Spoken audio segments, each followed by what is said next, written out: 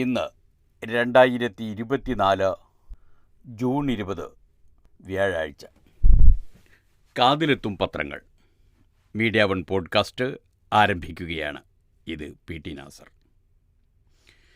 UGC net പരീക്ഷ റദ്ദാക്കിയതാണ് മാതൃഭൂമി, മനോരമ പത്രങ്ങളുടെ പ്രധാന വാർത്ത. നെല്ലുൾപ്പെടെയുള്ള കാർഷിക വിളകളുടെ താങ്ങുവില വർദ്ധിപ്പിച്ചതാണ് മാധ്യമത്തിൻ്റെയും ദീപികയുടെയും പ്രധാന വാർത്ത.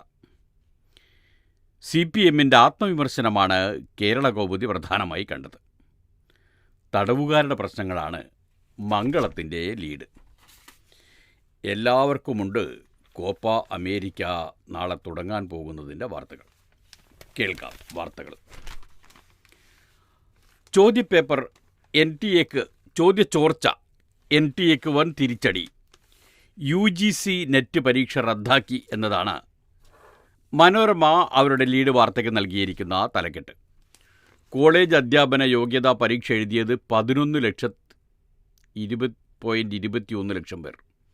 11,21,000 പേർ. CBI അന്വേഷണം പ്രഖ്യാപിച്ച് കേന്ദ്രം. ന്യൂഡൽഹി. ചൊവ്വാഴ്ച നടന്ന കോളേജ് അധ്യാപന യോഗ്യതാ പരീക്ഷ UGC നെറ്റ് റദ്ദാക്കി. ദേശീയ പരീക്ഷാ ഏജൻസി നടത്തിയ പരീക്ഷയിലെ ചോദ്യങ്ങൾ ചോർന്നെന്ന സംശയത്തെ തുടർന്ന് ഇന്നലെ രാത്രിയാണ് കേന്ദ്ര സർക്കാരിൻ്റെ അപ്രതീക്ഷിത പ്രഖ്യാപനം വന്നത്. അന്വേഷണം CBIയെ ഏൽപ്പിച്ചതായി വിദ്യാഭ്യാസ മന്ത്രാലയം അറിയിച്ചു.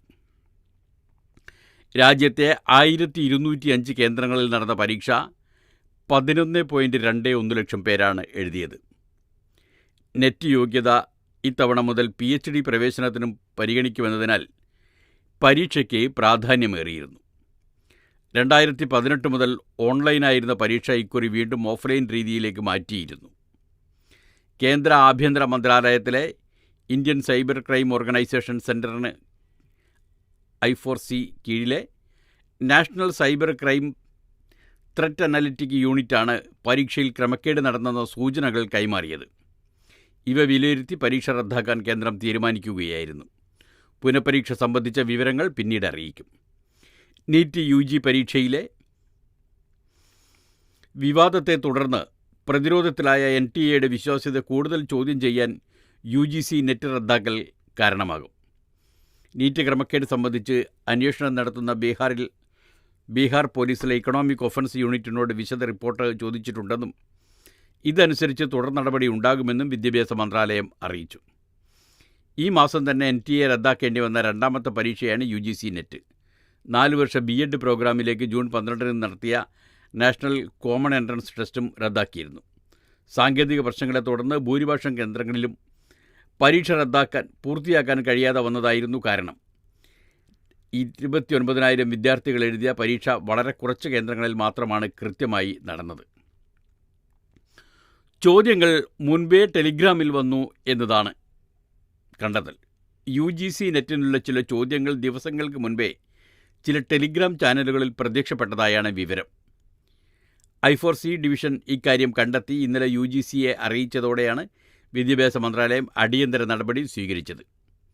സൈബർ കുറ്റകൃത്യങ്ങൾ തടയാനുള്ള കേന്ദ്ര സ്ഥാപനമാണ് I4C. ഇക്കൊല്ലത്തെ നീറ്റ് UGC ചോദ്യങ്ങളുടെ ടെലഗ്രാം ചാനലുകളിൽ പ്രത്യക്ഷപ്പെട്ടതായി കൊല്ലത്തെ നീറ്റ് UGC ചോദ്യങ്ങളും ടെലഗ്രാം ചാനലുകളിൽ പ്രത്യക്ഷപ്പെട്ടതായി ആരോപണമുയർന്നിരുന്നു.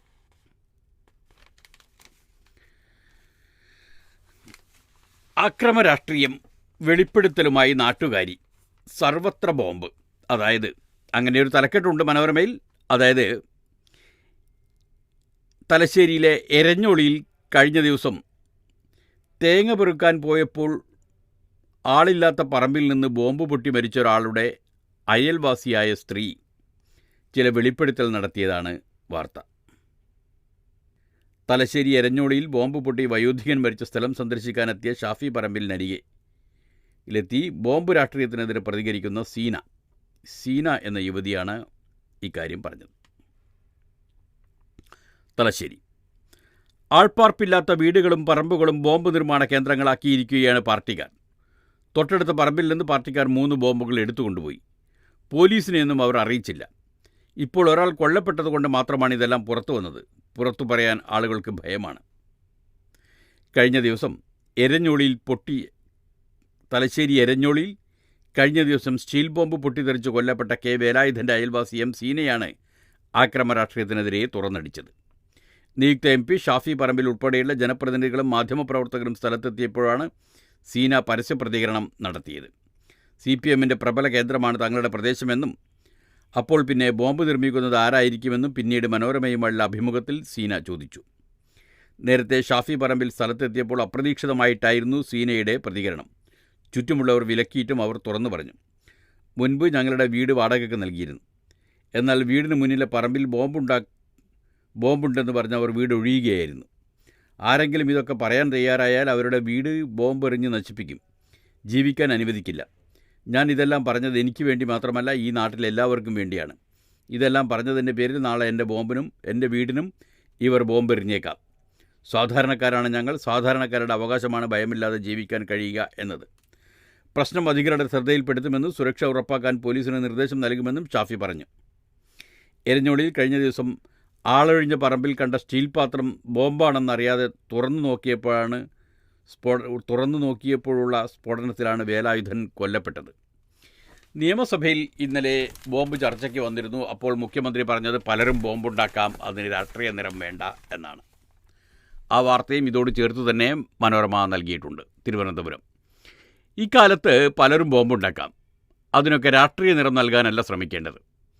എരഞ്ഞോളി സ്ഫോടനം സംബന്ധിച്ച് നിയമസഭയിൽ പ്രതിപക്ഷം നൽകിയ അടിയന്തര പ്രമേയത്തിന് മുഖ്യമന്ത്രി പിണറായി വിജയൻ മറുപടി നൽകിയത് ഇങ്ങനെയാണ്: ഇത്തരം സംഭവം ഉണ്ടായാൽ ആ പ്രദേശത്ത് ആളുകൾ ഓടിക്കൂടുക സ്വാഭാവികമാണ്. അവർ തെളിവ് നശിപ്പിക്കാനല്ല ഓടിക്കൂടുന്നത്. പോലീസും അതേ വേഗതയിൽ അവിടെ എത്തും. ബോംബുണ്ടാക്കാനുള്ള വിവരങ്ങൾ പലയിടത്തു നിന്നും ലഭിക്കും. എറണാകുളത്ത് പള്ളിയിൽ നടന്ന ബോംബ് ആക്രമണം എങ്ങനെയായിരുന്നുവെന്ന് എല്ലാവർക്കും അറിയാം. എരഞ്ഞോളിയിൽ സംഭവിക്കാൻ പാടില്ലാത്തതാണ് സംഭവിച്ചത്. മരിച്ച വേലായുധന് സ്ഫോടനത്തിൽ ഒരു പങ്കുമില്ല. എവിടെ നിന്നാണ് ബോംബ് എന്നതടക്കമുള്ള എല്ലാ കാര്യങ്ങളും ഗൗരവമായി അന്വേഷിക്കും, മുഖ്യമന്ത്രി പറഞ്ഞു.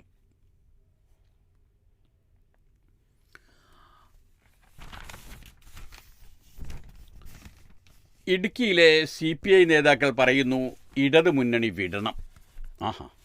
അങ്ങനെയുമുണ്ട്. തൊടുപുഴയിൽ നിന്നും കൊല്ലത്തു നിന്നും കോട്ടയത്തു നിന്നുമായി സമാഹരിച്ച മനോരമ ഒന്നാം പേജിൽ നൽകിയിരിക്കുന്ന വാർത്തയാണ് CPIയുടെ വാർത്ത. അതിങ്ങനെയാണ്: ലോക്സഭാ തെരഞ്ഞെടുപ്പ് പരാജയത്തിൻ്റെ പശ്ചാത്തലത്തിൽ ഇടതുമുന്നണി വിടണമെന്ന് CPI ഇടുക്കി ജില്ലാ എക്സിക്യൂട്ടീവ് യോഗത്തിൽ അഭിപ്രായമുയർന്നു. ദേശീയ തലത്തിൽ ഇന്ത്യ സഖ്യത്തിൻ്റെ ഭാഗമായി കോൺഗ്രസിനൊപ്പം നിൽക്കാമെങ്കിൽ കേരളത്തിൽ എന്തുകൊണ്ട് സാധിക്കുന്നില്ലെന്ന് ചോദ്യവും വന്നു.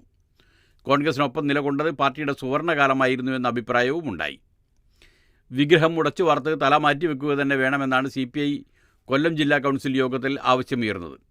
നേതൃമാറ്റത്തിന് CPM തയ്യാറല്ലെങ്കിൽ CPI മന്ത്രിമാരെ മന്ത്രിസഭയിൽ നിന്ന് പിൻവലിക്കണമെന്നുവരെ നിർദ്ദേശമുയർന്നു. മുഖ്യമന്ത്രിയുടെ ധാർഷ്ട്യമാണ് മുഖ്യപരാജയ കാരണമെന്ന് കോട്ടയത്ത് ജില്ലാ കൗൺസിൽ യോഗത്തിൽ അതിരൂക്ഷ വിമർശനമുയർന്നു.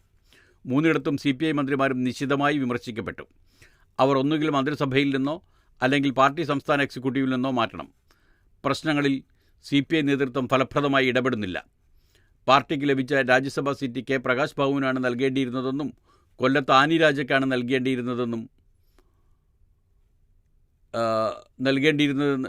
രാജ്യസഭാ സീറ്റ് കെ പ്രകാശ് ബാബുവിനാണ് നൽകേണ്ടിയിരുന്നതെന്ന് കൊല്ലത്തും ആനി രാജയ്ക്കാണ് നൽകേണ്ടിയിരുന്നതെന്ന് ഇടുക്കിയിലും അഭിപ്രായമുയർന്നു.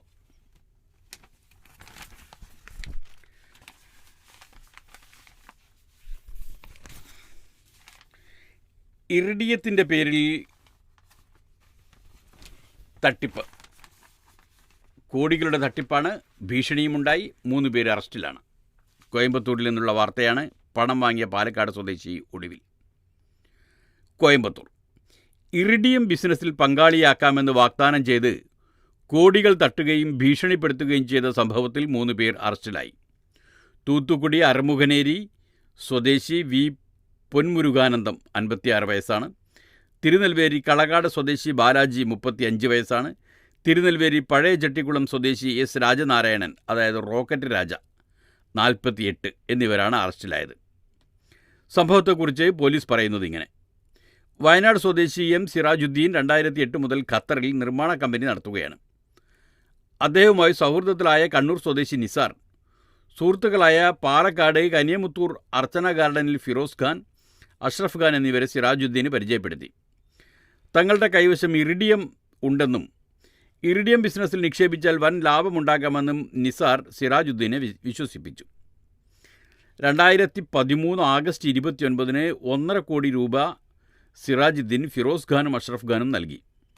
പിന്നീട് 2024 ജൂൺ വരെ പല തവണകളായി 3,92,00,000 രൂപ ഫിറോസ് ഖാനും കൂട്ടാളികളും കൈപ്പറ്റി. പണം തിരികെ നൽകാൻ പലതവണ ആവശ്യപ്പെട്ടെങ്കിലും ഫിറോസ് ഖാൻ നൽകാൻ തയ്യാറായില്ല. പരാതി നൽകിയതിനെ തുടർന്ന് കുനിയമുത്തൂർ പോലീസ് കേസെടുത്തിരുന്നു. പണം തവണകളായി തിരിച്ചു നൽകാമെന്ന് വാഗ്ദാനം ചെയ്തിരുന്ന ഫിറോസ് ഖാൻ പിന്നീട് റോക്കറ്റ് രാജ, പൊന്മുരുകാനന്ദം എന്നിവരെ ബന്ധപ്പെട്ട് സിറാജുദ്ദീനെ ഭീഷണിപ്പെടുത്താൻ 20 ലക്ഷം രൂപ നൽകി. പ്രതികൾ പണവുമായി മടങ്ങുന്നതിനിടെ പോലീസ് പിടികൂടുകയായിരുന്നു. വാഹനവും പണവും പിടിച്ചെടുത്തു. പ്രതികൾക്ക് കോടതി നിബന്ധനയോടെ ജാമ്യം നൽകി. കടന്നുകളഞ്ഞ ഫിറോസ് ഖാൻ, ഭാര്യ സലിയ ബീബി, അഷ്റഫ് ഖാൻ എന്നിവരെ കണ്ടെത്താൻ പ്രത്യേക അന്വേഷണ സംഘം രൂപീകരിച്ചു. ഫിറോസ് ഖാന് ബംഗളൂരുവിൽ ഹോട്ടൽ ബിസിനസ്സുമുണ്ട്. ഫിറോസ് ഖാൻ്റെ വീട്ടിൽ നിന്ന് ഒരു മാസം മുമ്പ് ആദായ നികുതി വകുപ്പ് 4.5 കോടി രൂപ പിടിച്ചെടുത്തിരുന്നു. അങ്ങനെയാണ് ആ കഥ പോകുന്നത്. വയനാട് തുരങ്കപാത നിർമ്മാണം ഈ വർഷം തന്നെ തുടങ്ങുമെന്ന് മന്ത്രി റിയാസ് അറിയിച്ചിട്ടുണ്ട്. തിരുവനന്തപുരം വയനാട് തുരങ്കപാതയുടെ നിർമ്മാണം ഈ വർഷം ആരംഭിക്കുമെന്ന് മന്ത്രി മുഹമ്മദ് റിയാസ്. നിയമസഭയിൽ ധനാഭ്യർത്ഥന ചർച്ചയ്ക്കുള്ള മറുപടി പറയുകയായിരുന്നു അദ്ദേഹം. തുരങ്കപാതയുടെ ടെക്നിക്കൽ ബിഡിൻ്റെ പരിശോധന ആരംഭിച്ചു. കൊങ്കൺ റെയിൽവേ കോർപ്പറേഷന് നിർമ്മാണ ചുമതല ഏൽപ്പിച്ചിരിക്കുന്ന പാതയ്ക്ക് 20,043.7 കോടി രൂപയാണ് വകയിരുത്തിയിട്ടുള്ളത്. ഇതിനകം 149.17 കിലോമീറ്റർ മലയോര ഹൈവേ നിർമ്മിച്ചു. 297.59 കിലോമീറ്ററിൻ്റെ നിർമ്മാണം പുരോഗമിക്കുന്നു. തീരദേശ ഹൈവേയിൽ മലപ്പുറം മൊഹീദ്ദീൻ പള്ളി മുതൽ കെട്ടുങ്ങൽ വരെയും പടിഞ്ഞാറേക്കര മുതൽ ഉണ്ണിയാൽ വരെയുമുള്ള സ്ട്രെച്ചിൻ്റെ നിർമ്മാണം പൂർത്തിയായി എന്ന കാര്യങ്ങളും മന്ത്രി അറിയിച്ചിട്ടുണ്ട്. യുവതിക്ക് അശ്ലീല ചിത്രം അയച്ച കേസ് പോലീസ് ഉദ്യോഗസ്ഥനെതിരെ ക്രൈംബ്രാഞ്ച് അന്വേഷണം. കോഴിക്കോട് തിരുവനന്തപുരം പേരൂർക്കടയിലെ SAP battalion assistant commandant Nishore സുധീന്ദ്രനെതിരെ യുവതി നൽകിയ പരാതിയിൽ സിറ്റി പോലീസ് ക്രൈംബ്രാഞ്ച് അന്വേഷണം തുടരുന്നു. സമൂഹ മാധ്യമം വഴി അശ്ലീല ചിത്രം അയച്ചതിൻ്റെ സൈബർ പോലീസിൻ്റെ സഹകരണത്തോടെയാണ് തെളിവുകൾ ശേഖരിക്കുന്നത്. ചേവായൂർ സ്വദേശിക്കാണ് മൊബൈൽ ഫോണിലേക്ക് ചിത്രം അയച്ചത്. യുവതിയുമായി പോലീസ് ഉദ്യോഗസ്ഥന് നേരത്തെ പരിചയമുണ്ടായിരുന്നോ എന്നും പരാതിക്ക് പിന്നിൽ മറ്റു സമ്മർദ്ദമുണ്ടോ എന്നും ക്രൈംബ്രാഞ്ച് അന്വേഷിക്കുന്നുണ്ട്. കഴിഞ്ഞ മാർച്ചിലാണ് സംഭവം. അശ്ലീല ഫോട്ടോ ലഭിച്ചതിനെ തുടർന്ന് യുവതി ചേവായൂർ പോലീസിൽ പരാതി നൽകി. മാസങ്ങൾ നീണ്ടിട്ടും നടപടിയില്ലാത്ത സാഹചര്യത്തിൽ അന്വേഷണം തൃപ്തികരമെന്ന് ആരോപിച്ച് യുവതി സിറ്റി പോലീസ് കമ്മീഷണർ രാജ്പാൽ മീണയ്ക്ക് പരാതി നൽകി. തുടർന്ന് അന്വേഷണം ക്രൈംബ്രാഞ്ചിന് കൈമാറി. Assistant commissioner V. സുരേഷിനാണ് അന്വേഷണ ചുമതല. സംഭവം ഹണി ട്രാപ്പിലൂടെ പണം തട്ടാനുള്ള ശ്രമമാണെന്ന് പോലീസ് ഉദ്യോഗസ്ഥൻ്റെ നിലപാട്. അദ്ദേഹം ഹൈക്കോടതിയിൽ നിന്ന് മുൻകൂർ ജാമ്യം നേടി. അങ്ങനെ പോകുന്നു ആ കേസുകൾ. വ്യാജമദ്യം തമിഴ്നാട് കള്ളക്കുറിച്ചിയിൽ ദുരന്തം, 16 മരണം. ദുരന്തത്തിനിരയായത് വില കുറഞ്ഞ മദ്യം വാങ്ങി കഴിച്ചവർ. ഇത് ഇന്നലത്തെ വാർത്തയാണ്. ഇന്നലെയാണല്ലോ സംഭവം. ഇന്നാണ് പത്രങ്ങളിൽ വന്നത്. ഈ നേരമായപ്പോഴേക്ക് മരണം 29ആയി വർദ്ധിച്ചിട്ടുണ്ട്. തമിഴ്നാട്ടിൽ 16 മരണമെന്നാണ് പത്രം തയ്യാറാക്കുമ്പോഴുള്ള മരണത്തിൻ്റെ എണ്ണം. ഇപ്പോൾ അത് 29ആണ്. വാർത്ത വായിക്കാം. ദുരന്തത്തിനിരയായത് വില കുറഞ്ഞ മദ്യം വാങ്ങി കഴിച്ചവർ. ചെന്നൈ. തമിഴ്നാട്ടിലെ കള്ളക്കുറിച്ചി ജില്ലയിൽ കരുണാപുരത്തുണ്ടായ വ്യാജമദ്യ ദുരന്തത്തിൽ 16 പേർ മരിച്ചു. 65 പേർ ചികിത്സയിലാണ്. പലരുടെയും നില അതീവ ഗുരുതരമാണ്. സംഭവത്തിൽ വ്യാജമദ്യം വിറ്റയാൾ ഉൾപ്പെടെ 2 പേർ അറസ്റ്റിലായി. പിടിച്ചെടുത്ത മദ്യത്തിൻ്റെ സാമ്പിളിൽ മെഥനോളിൻ്റെ അംശം കണ്ടെത്തിയിട്ടുണ്ട്. പിന്നാലെ ക്രൈംബ്രാഞ്ച് അന്വേഷണത്തിന് സർക്കാർ ഉത്തരവിട്ടു. വ്യാഴാഴ്ച രാത്രി മദ്യപിച്ച് വീട്ടിലെത്തിയ ചിലർക്ക് തലകറക്കം, തലവേദന, ഛർദി, വയറുവേദന തുടങ്ങിയ പ്രശ്നങ്ങൾ അനുഭവപ്പെടുകയും 4 പേർ മരിക്കുകയും ചെയ്തതോടെയാണ് വ്യാജമദ്യ ദുരന്ത സൂചനകൾ ലഭിച്ചത്. പിന്നാലെ പുതുച്ചേരി ജിപ്മറിലും കള്ളക്കുറിച്ചി, സേലം, വില്ലുപുരം മെഡിക്കൽ കോളേജുകളിലും സമാന അസ്വസ്ഥതകളോടെ ഒട്ടേറെ പേരെ പ്രവേശിപ്പിച്ചു. ഇന്നലെ രാത്രിയോടെ 12 പേർ കൂടി മരിച്ചു. അതേസമയം ആശുപത്രിയിലുള്ളവരുടെ രക്തസാമ്പിൾ പരിശോധിച്ച ശേഷമേ മരണകാരണം സ്ഥിരീകരിക്കാനാകൂ എന്ന് അധികൃതർ പറഞ്ഞു. സർക്കാർ മദ്യവിൽപ്പനശാലയായ ടാസ്മാക്കിൽ ഉയർന്ന വില നൽകേണ്ടതിനാൽ പ്രാദേശിക വിൽപ്പനക്കാരിൽ നിന്ന് മദ്യം വാങ്ങിയവരാണ് ദുരന്തത്തിൽപ്പെട്ടത്. സംഭവത്തിന് പിന്നാലെ ജില്ലാ കലക്ടർ ശ്രാവൺ കുമാർ ജധാവത്തിനെ സ്ഥലം മാറ്റി. ജില്ലാ പോലീസ് സൂപ്രണ്ട്, ലഹരി നിർമ്മാർജ്ജന വിഭാഗം DSP എന്നിവർ തെറ്റിയതാണ്. ലഹരി നിർമ്മാർജ്ജന വിഭാഗം DSP എന്നിവരെ സസ്പെൻഡ് ചെയ്തു. ആരോഗ്യമന്ത്രി M. സുബ്രഹ്മണ്യൻ്റെ നേതൃത്വത്തിലുള്ള മന്ത്രിസംഘവും സംഭവസ്ഥലത്തുണ്ട്. മുഖ്യമന്ത്രിക്കെതിരെയുള്ള വിമർശനം അവഗണിക്കരുതെന്ന് CPM. സർക്കാരിൻ്റെ നയവും മുൻഗണനകളും മാറ്റം വേണം. ധനവകുപ്പിനും വിമർശനം. ഇന്നലെ നടന്ന CPM സംസ്ഥാന കമ്മിറ്റി യോഗത്തെക്കുറിച്ച് മനോരമയിലെ റിപ്പോർട്ടാണിത്. തിരുവനന്തപുരം. മുഖ്യമന്ത്രിക്കെതിരെ ഉണ്ടാകുന്ന വിമർശനങ്ങളെ അവഗണിക്കുന്ന രീതി ഉണ്ടാകരുതെന്ന് CPM സംസ്ഥാന കമ്മിറ്റിയിൽ അഭിപ്രായം. പാർട്ടി ജില്ലാ കമ്മിറ്റികളിലെ വിമർശനങ്ങൾ സംസ്ഥാന നേതൃത്വം പരിഗണിക്കണം. സർക്കാരിൻ്റെ നയപരമായ കാര്യങ്ങളിലും മുൻഗണനകളിലും മാറ്റം വേണമെന്നും ലോക്സഭാ തിരഞ്ഞെടുപ്പിലെ കനത്ത തോൽവി വിലയിരുത്താൻ ചേർന്ന CPM സംസ്ഥാന കമ്മിറ്റിയിൽ അംഗങ്ങൾ ആവശ്യപ്പെട്ടു. ക്ഷേമ പെൻഷൻ കുടിശ്ശികയാകുന്നതും സപ്ലൈകോയിൽ അവശ്യ സാധനങ്ങളില്ലാത്തതും സംഭവിക്കാൻ പാടില്ലാത്ത വീഴ്ചയായിരുന്നുവെന്ന് ചൂണ്ടിക്കാട്ടിയ അംഗങ്ങൾ സാമ്പത്തിക പ്രതിസന്ധി കൈകാര്യം ചെയ്യുന്നതിലെ വീഴ്ചയുടെ പേരിൽ ധനവകുപ്പിനെതിരെയും വിമർശനം ഉന്നയിച്ചു. സംസ്ഥാന സമിതിയുടെ 2ാം ദിനവും സർക്കാരിൻ്റെ വീഴ്ചകളും പാളിച്ചകളും അംഗങ്ങൾ ചൂണ്ടിക്കാട്ടി. സാമ്പത്തിക പ്രതിസന്ധിക്കിടെ കേരളീയവും നവകേരള സദസ്സും സംഘടിപ്പിച്ചത് വിപരീത ഫലമാണ് ചെയ്തതെന്ന അഭിപ്രായവും ഉയർന്നു. BJPക്കെതിരെ LDFനേക്കാൾ ജനം UDFൽ വിശ്വാസമർപ്പിച്ചത് തെരഞ്ഞെടുപ്പ് ഫലത്തെ സ്വാധീനിച്ചെന്ന വിലയിരുത്തൽ പൊതുവെ ഉയർന്നപ്പോഴും LDFന് ഇത്രയും വലിയ തിരിച്ചടി ഉണ്ടായത് ഭരണവിരുദ്ധ തരംഗം കൊണ്ടാണെന്നും അഭിപ്രായമുണ്ടായി. ഭരണതലത്തിൽ കാര്യമായ തിരുത്തലുകൾ വരുത്തി ജനങ്ങളെ ബോധ്യപ്പെടുത്തി മുന്നോട്ടു പോകണമെന്ന് അംഗങ്ങൾ നിർദ്ദേശിച്ചു. ഇന്നും സംസ്ഥാന കമ്മിറ്റി തുടരും. തുടർന്ന് സംസ്ഥാന സെക്രട്ടേറിയറ്റും ചേർന്നാവും ചർച്ചയുടെ അടിസ്ഥാനത്തിലുള്ള നടപടികൾക്ക് രൂപം നൽകുക. തിരുത്തൽ നടപടികൾക്ക് മാർഗരേഖയുണ്ടാക്കുമെന്നാണ് വിവരം. Party general secretary Sitaram Yechury, സംസ്ഥാന സെക്രട്ടറി MV ഗോവിന്ദൻ എന്നിവരുടെ മറുപടികൾക്കൊപ്പം സർക്കാരിനെതിരെ ഉയർന്ന വിമർശനങ്ങൾക്ക് മുഖ്യമന്ത്രി പിണറായി വിജയനും മറുപടി നൽകിയേക്കും. പാഴ്സലിനൊപ്പം മൂർഖൻ, ഖേദം പ്രകടിപ്പിച്ച ആമസോൺ. ബംഗളൂരുവിലെ സർജാപുരയിൽ IT ജീവനക്കാരായ ദമ്പതികൾക്ക് ആണ് ആമസോണിൻ്റെ പാർസലിനൊപ്പം മൂർഖൻ പാമ്പിനെ കിട്ടിയത്. ബംഗളൂരു ഓൺലൈൻ വ്യാപാര പോർട്ടലായ ആമസോണിൽ നിന്ന് ബംഗളൂരു സർജാപുരിയിലെ IT ജീവനക്കാരായ ദമ്പതികൾക്ക് ജീവനുള്ള മൂർഖനെ ലഭിച്ചതായി പരാതി. എക്സ്ബോക്സിംഗ് ഗെയിം കൺട്രോളർ ഉൾപ്പെട്ട ബോക്സിൽ ഒട്ടിച്ചിരുന്ന ടേപ്പിനടിയിൽ കുടുങ്ങിയ നിലയിലായിരുന്നു പാമ്പിനെ കണ്ടെത്തിയത്. തുടർന്ന് പാമ്പിനെ നീക്കിയ ശേഷം പാഴ്സൽ തിരിച്ചയച്ചു. ഈ ദൃശ്യങ്ങൾ ദമ്പതികൾ സമൂഹമാധ്യമങ്ങളിൽ പങ്കുവച്ചതോടെ ഖേദം പ്രകടിപ്പിച്ച ആമസോൺ പണം തിരികെ നൽകിയിട്ടുണ്ട്. ആമസോണിൻ്റെ പാക്കിംഗ് കേന്ദ്രങ്ങൾ നഗരത്തിൻ്റെ പ്രാന്തപ്രദേശങ്ങളിലായതിനാൽ അവിടെ നിന്നാകാം പാഴ്സലിൽ പാമ്പ് കയറിയതെന്നാണ് സംശയം. അല്ലെങ്കിലും ആമസോൺ കൊടുങ്കാടല്ലേ, അവിടെ നിന്നൊക്കെ സാധനം വാങ്ങുമ്പോൾ ആലോചിക്കണ്ടേ. ഭരതനാട്യം നർത്തകൻ പ്രൊഫസർ ചന്ദ്രശേഖർ ഓർമ്മയായി. ചെന്നൈ. പ്രശസ്ത ഭരതനാട്യ നർത്തകൻ പ്രൊഫസർ ചന്ദ്രശേഖർ CVC 89 വയസ്സാണ്, അന്തരിച്ചു. ഹിമാചൽ പ്രദേശിലെ ഷിംല സ്വദേശിയായ അദ്ദേഹത്തെ രാജ്യം പത്മഭൂഷൺ നൽകി ആദരിച്ചിട്ടുണ്ട്.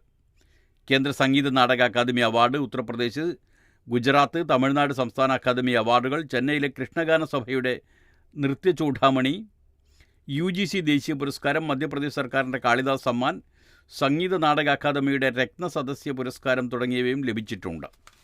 നൃത്ത സംവിധായകൻ, ഗവേഷകൻ, സംഗീതജ്ഞൻ, സംഗീത സംവിധായകൻ, ഭരതനാട്യം അധ്യാപകൻ തുടങ്ങി വിവിധ മേഖലകളിൽ മികവ് തെളിയിച്ചു. ഋതുസംഹാരം, മേഘദൂതം, അപരാജിത, ആരോഹണം തുടങ്ങിയ ശ്രദ്ധേയമായ നൃത്തകൃതികളാണ്. 1945 ചെന്നൈ കലാക്ഷേത്രയിൽ സംഗീത പരിശീലനത്തിനായാണ് എത്തിയതെങ്കിലും പ്രമുഖ നർത്തകി രുക്മണി ദേവി അരുണ്ഠേലിൻ്റെ ശിഷ്യനായി ഭരതനാട്യം പഠിക്കുകയായിരുന്നു. ബനാറസ്, ബറോഡ സർവകലാശാലകളിൽ സേവനമനുഷ്ഠിച്ച അദ്ദേഹം ബറോഡയിലെ MS യൂണിവേഴ്സിറ്റിയിലെ പെർഫോമിംഗ് ആർട്സ് ഫാക്കൽറ്റി ഡീനായാണ് വിരമിച്ചത്. നർത്തകിയായ ഭാര്യ ജയക്കൊപ്പം ചെന്നൈയിൽ സ്ഥിരതാമസമാക്കിയ ശേഷം നൃത്തശ്രീ എന്ന പരിശീലന കേന്ദ്രം സ്ഥാപിച്ചു. മക്കളായ ചിത്ര, ദാശരഥിയും മഞ്ജരിയും ഭരതനാട്യ നർത്തകിമാരാണ്. യൂത്ത് കോൺഗ്രസിൻ്റെ നേതൃത്വത്തിൽ യൂണിഫോം ഫോഴ്സ് വരുന്നു. അങ്ങനെ ഒരു വാർത്ത മാതൃഭൂമിയിലുണ്ട്. കൊല്ലം. സേവന ദുരന്ത നിവാരണ പ്രവർത്തനങ്ങളിൽ സാന്നിധ്യമാകാൻ യൂത്ത് കോൺഗ്രസിൻ്റെ യൂണിഫോം ഫോഴ്സ് വരുന്നു. യൂത്ത് കോൺഗ്രസ് സ്ഥാപക ദിനമായ ആഗസ്റ്റ് 9 പരിശീലനം ലഭിച്ച 1400 പ്രവർത്തകരുടെ പരേഡും സംഘടിപ്പിക്കും. ഒരു നിയോജക മണ്ഡലത്തിൽ നിന്ന് 10 പേരെ വീതം ഉൾപ്പെടുത്തി സേന രൂപീകരിക്കാനാണ് ആലോചന. സേനയിലേക്കുള്ള പ്രവർത്തകരെ തിരഞ്ഞെടുക്കുന്ന നടപടികൾ വേഗത്തിലായി. ജൂലൈ പകുതിയോടെ ഇവർക്ക് പരിശീലനം നൽകും. കോൺഗ്രസ്, യൂത്ത് കോൺഗ്രസ് സംഘടനാ യോഗങ്ങളിലും മറ്റും ഇവരെ പങ്കാളികളാക്കും. പ്രകൃതി ദുരന്ത നിവാരണ ദ്രുതകർമ്മ പ്രവർത്തനങ്ങളിലും സേവനം ലഭ്യമാകും. ജൂൺ 30 മുതൽ സംസ്ഥാന പ്രസിഡന്റ് രാഹുൽ മാങ്കൂട്ടത്തിൻ്റെ നേതൃത്വത്തിൽ 50 ദിവസം നീളുന്ന നിയോജക മണ്ഡലം തല പര്യടനം തുടങ്ങും. നിജ്ജറിനെ ആദരിച്ച് കാനഡ. മാതൃഭൂമി ഒന്നാം പേജിൽ നൽകിയിരിക്കുന്ന വാർത്തയാണ്. കഴിഞ്ഞ വർഷം കൊല്ലപ്പെട്ട ഖലിസ്ഥാൻ വിഘടനവാദി നേതാവ് ഹർദീപ് സിംഗ് നിജ്ജറിനെ കനേഡിയൻ പാർലമെൻറ്റിൻ്റെ ആദരം. നിജ്ജറിൻ്റെ മരണവാർഷിക ദിനമായ ചൊവ്വാഴ്ചയാണ് ജനപ്രതിനിധി സഭ 1 മിനിറ്റ് മൗനമാചരിച്ചത്. സ്പീക്കർ ഗ്രെഗ് ഫെർഗൂസാണ് ഇതിനുള്ള സർവകക്ഷി തീരുമാനം സഭയിൽ വായിച്ചത്. 2023 ജൂണിൽ കനേഡിയൻ പ്രവിശ്യയായ ബ്രിട്ടീഷ് കൊളംബിയയിൽ ഗുരുദ്വാരയ്ക്ക് പുറത്ത് വെച്ചാണ് ഇയാൾ കൊല്ലപ്പെട്ടത്. നിജ്ജർ വധത്തിൽ പ്രതിഷേധിച്ച് ചൊവ്വാഴ്ച ഖലിസ്ഥാൻ അനുകൂലികൾ വാൻകൂവറിൽ പ്രധാനമന്ത്രി നരേന്ദ്രമോദിക്കെതിരെ പ്രകടനം നടത്തി.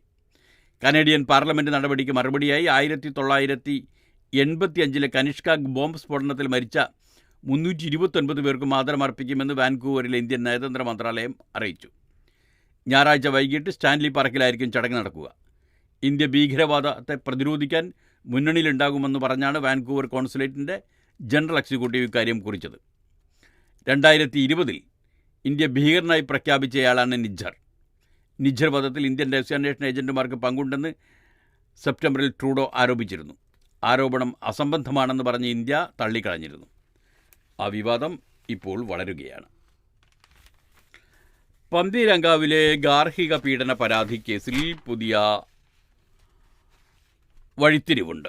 കേസ് റദ്ദാക്കണമെന്ന് ഭർത്താവ് ഹൈക്കോടതിയിൽ ആവശ്യപ്പെട്ടിരിക്കുകയാണ്. മർദ്ദിച്ചിട്ടില്ലെന്ന യുവതിയുടെ സത്യവാങ്മൂലവും ഈ ഹർജിക്കൊപ്പം ഉണ്ട്. കൊച്ചി പന്തീരങ്കാവ് ഗാർഹിക പീഡനക്കേസ് റദ്ദാക്കണമെന്നാവശ്യപ്പെട്ട് പ്രതി രാഹുൽ പി ഗോപാൽ നൽകിയ ഹർജിയിൽ ഹൈക്കോടതി സർക്കാരിൻ്റെ വിശദീകരണം തേടി.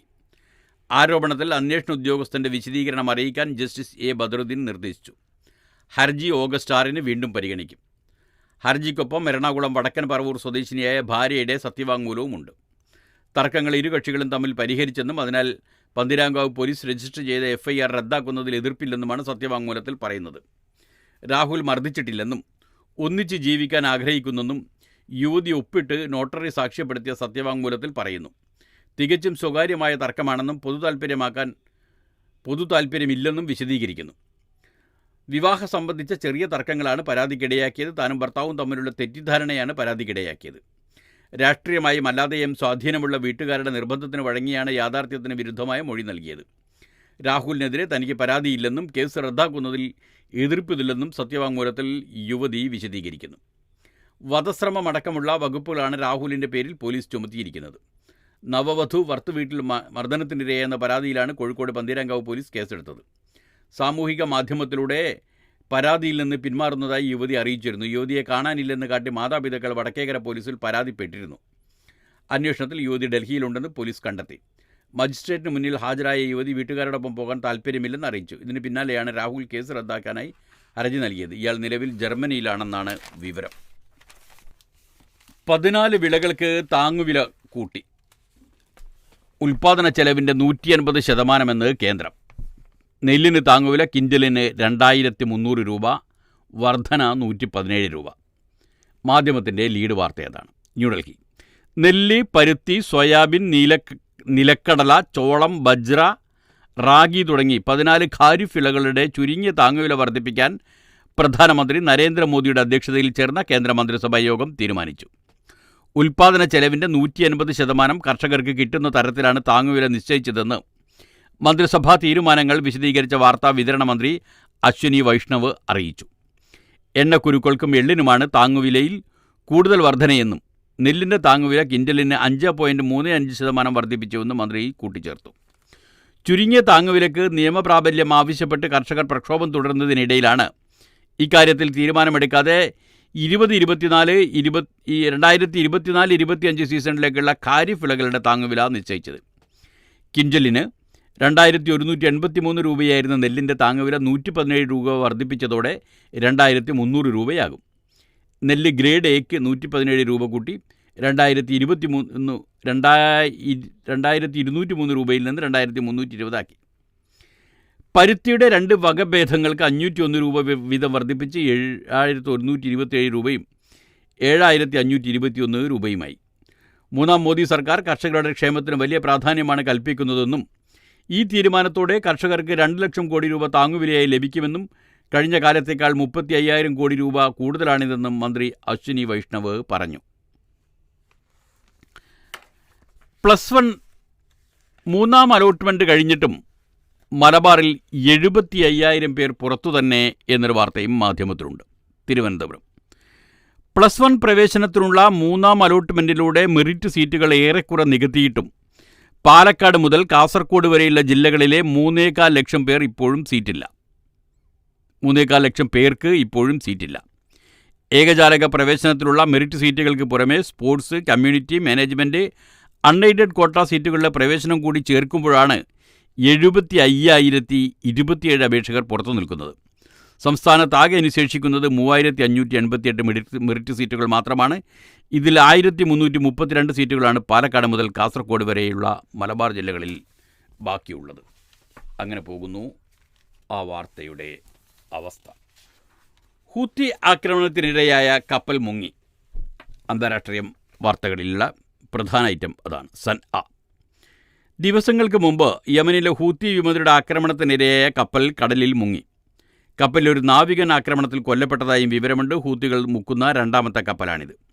ലൈബീരിയൻ പതാകയേന്തിയ ഗ്രീക്ക് ഉടമസ്ഥതയിലുള്ള ട്യൂട്ടർ എന്ന കപ്പലാണ് ചെങ്കടലിൽ മുങ്ങിയതെന്ന് United Kingdom maritime trade operations അറിയിച്ചു. ഗസയിലെ ഇസ്രായേൽ ആക്രമണത്തിന് ശേഷം ഇസ്രായേൽ ഹമാസ് യുദ്ധം ആരംഭിച്ചതിന് ശേഷം ഹൂസികൾ നടത്തുന്ന ഏറ്റവും ശക്തമായ ആക്രമണങ്ങളിലൊന്നാണിത്. കൽക്കരി കയറ്റിയ കപ്പലിന് നേരെ ജൂൺ 12-നാണ് ഹൂത്തികളുടെ ആക്രമണമുണ്ടായത്. മിസൈലുകൾ, സ്ഫോടക വസ്തുക്കൾ നിറച്ച വിദൂര നിയന്ത്രിത ബോട്ട് എന്നിവ ഉപയോഗിച്ചായിരുന്നു ആക്രമണം. കപ്പലിൽ നിന്ന് അവസാനം ലഭിച്ച സന്ദേശം സ്ഥാനത്ത് അവശിഷ്ടങ്ങളും എണ്ണപ്പാടയും കണ്ടെത്തിയതായി സൈനിക കേന്ദ്രങ്ങൾ അറിയിച്ചു. അതേസമയം കപ്പൽ മുങ്ങിയ കാര്യം അമേരിക്കൻ സൈന്യം സ്ഥിരീകരിച്ചിട്ടില്ല. പ്രതികരണത്തിനായുള്ള വാർത്താ ഏജൻസിയുടെ ചോദ്യത്തിനും പ്രതികരണം ലഭിച്ചിട്ടില്ല. ഹൂത്തികളുടെ ആക്രമണത്തിൽ ഫിലിപ്പീൻസിൽ നിന്നുള്ള നാവികർ കൊല്ലപ്പെട്ടതായി വൈറ്റ് ഹൗസ് ദേശീയ സുരക്ഷാ വക്താവ് ജോൺ കിർബി തിങ്കളാഴ്ച പറഞ്ഞിരുന്നു. എന്നാൽ മരണവിവരം ഫിലിപ്പീൻസ് ഇതുവരെ അംഗീകരിച്ചിട്ടില്ല. ലബനാനിൽ ആക്രമണത്തിന് ഇസ്രായേൽ ഒരുങ്ങുന്നതായി സൂചന. തെലവീവ് ഹിസ്ബുള്ളയുടെ ആക്രമണം ശക്തമാകുന്നതിനിടെ ലബനാനിൽ രൂക്ഷമായ പ്രത്യാക്രമണം നടത്താൻ ഇസ്രായേൽ ഒരുങ്ങുന്നതായി റിപ്പോർട്ടുകൾ. ഹിസ്ബുള്ളയെ ലക്ഷ്യമിട്ടുള്ള ആക്രമണ പദ്ധതിക്ക് അനുമതി ലഭിച്ചതായും അധികൃതർ അറിയിച്ചു. ഇസ്രായേലിലെ തുറമുഖ നഗരമായ ഹൈഫയുടെ ഡ്രോൺ ദൃശ്യങ്ങൾ കഴിഞ്ഞ ദിവസം ഹിസ്ബുള്ള പുറത്തുവിട്ടതിന് പിന്നാലെയാണ് മുന്നറിയിപ്പുമായി ഇസ്രായേൽ അധികൃതർ രംഗത്തെത്തിയത്. സൈനിക ജനവാസ മേഖലകൾ, മാളുകൾ, പാർപ്പിട സമുച്ചയങ്ങൾ, ആയുധ നിർമ്മാണ കേന്ദ്രങ്ങൾ, മിസൈൽ പ്രതിരോധ സംവിധാനങ്ങൾ എന്നിവയെല്ലാം ഉൾപ്പെട്ട വീഡിയോ ദൃശ്യം ഇസ്രായേലിനുള്ള താക്കീതായാണ് വിലയിരുത്തപ്പെടുന്നത്. ഇന്ത്യയിൽ നിന്നും ചൈനയിൽ നിന്നുമുള്ള കമ്പനികൾ നടത്തുന്ന ഹൈഫയിലെ തുറമുഖങ്ങളുടെ ദൃശ്യം ചിത്രീകരിച്ചതായി ഹിസ്ബുള്ള തലവൻ ഹസൻ നസ്രുള്ള. ഇന്ത്യയിൽ നിന്നും ചൈനയിൽ നിന്നുമുള്ള കമ്പനികൾ നടത്തുന്ന ഹൈഫയിലെ തുറമുഖങ്ങളുടെ ദൃശ്യം ചിത്രീകരിച്ചതായി ഹിസ്ബുള്ള തലവൻ ഹസൻ നസ്രുള്ള പൊങ്ങച്ചം പറയുകയാണെന്ന് ഇസ്രായേൽ പ്രതിരോധ കാര്യമന്ത്രി ഇസ്രായേൽ കാറ്റസ് പറഞ്ഞു. സമ്പൂർണ്ണ യുദ്ധത്തിൽ ഹിസ്ബുള്ള തകർക്കപ്പെടുകയും ലബനന് മാരകമായി പരിക്കേൽക്കപ്പെടുകയും ചെയ്യുമെന്ന് അദ്ദേഹം പറഞ്ഞു. ഇസ്രായേൽ തടവിലാക്കിയ 310 ആരോഗ്യ പ്രവർത്തകർ നേരിടുന്നത് കൊടിയ പീഡനമെന്ന് ഗസ ആരോഗ്യ മന്ത്രാലയം പറയുന്നു. ഗസ അന്താരാഷ്ട്ര നിയമങ്ങൾ പൂർണ്ണമായും ലംഘിച്ച് ഗസയിൽ നിന്ന് ഇസ്രായേൽ സേന പിടിച്ചുകൊണ്ടുപോയ 310 ആരോഗ്യ പ്രവർത്തകരെ ഉടൻ വിട്ടയക്കണമെന്ന് ഗസ ആരോഗ്യ മന്ത്രാലയം ആവശ്യപ്പെട്ടു. ഇസ്രായേൽ അധിനിവേശ സേന അജ്ഞാത കേന്ദ്രങ്ങളിൽ തടവിലിട്ട ഡോക്ടർമാർ കടുത്ത പീഡനത്തിനിരയാകുന്നതായും അവർ ചൂണ്ടിക്കാട്ടി. തടവിലുള്ളവരുടെ നിലവിലെ അവസ്ഥ പുറത്തു കൊണ്ടുവരാൻ അന്താരാഷ്ട്ര അന്വേഷണം വേണമെന്നും മന്ത്രാലയം ആവശ്യപ്പെട്ടു. ഗസയിലെ പ്രമുഖ ഗൈനക്കോളജിസ്റ്റും കമാൽ അദ്വാൻ ആശുപത്രിയിലെ ഡയറക്ടറുമായ ഇയാദ് റൻതീസി ഇസ്രായേൽ തടവറയിൽ കൊല്ലപ്പെട്ട വിവരം പുറത്തു വന്നതിന് പിന്നാലെയാണ് തടവിലുള്ള ഡോക്ടർമാരടക്കമുള്ള നിരപരാധികൾ അനുഭവിക്കുന്ന ക്രൂര പീഡനങ്ങളെക്കുറിച്ച് വീണ്ടും ആശങ്കയുയരുന്നത്. 2023 നവംബർ 11 ഇസ്രായേൽ പിടിച്ചുകൊണ്ടുപോയ ഡോക്ടർ ഇയാദ് റൻതീസി 6 ദിവസത്തിന് ശേഷം 17-നാണ് മരിച്ചത്. എന്നാൽ കഴിഞ്ഞ ദിവസം ഇസ്രായേൽ പത്രമായ ഹാരറ്റ്സ് വാർത്ത റിപ്പോർട്ട് ചെയ്തപ്പോഴാണ് മരണവിവരം പുറം ലോകമറിഞ്ഞത്. ഈ കഴിഞ്ഞ ഏപ്രിലിൽ അൽഷിഫ ഹോസ്പിറ്റൽ ഓർത്തോപീഡിക് വിഭാഗം ഡയറക്ടർ അദ്നാൻ അൽ ബഷറിനെയും ഇസ്രായേൽ ജയിലിൽ പീഡിപ്പിച്ചു കൊലപ്പെടുത്തിയിരുന്നു. ആരോഗ്യ പ്രവർത്തകർ ഉൾപ്പെടെയുള്ള നിരവധി പലസ്തീൻകാരെ ഓരോ ദിവസവും അധിനിവേശ സേന തടവിലാക്കുന്നുണ്ടെന്നും പിന്നീട് ഇവരെ സംബന്ധിച്ച വിവരങ്ങളൊന്നും പുറത്തുവിടുന്നില്ലെന്നും പലസ്തീൻ വൃത്തങ്ങൾ ചൂണ്ടിക്കാണിക്കുന്നു. ഇതോടുകൂടി ഇന്നത്തെ വാർത്തകളും അവലോകനങ്ങളും അവസാനിക്കുകയാണ്. നാളത്തെ വാർത്തകൾ നാളെ കേൾക്കാം. നന്ദി, നമസ്കാരം.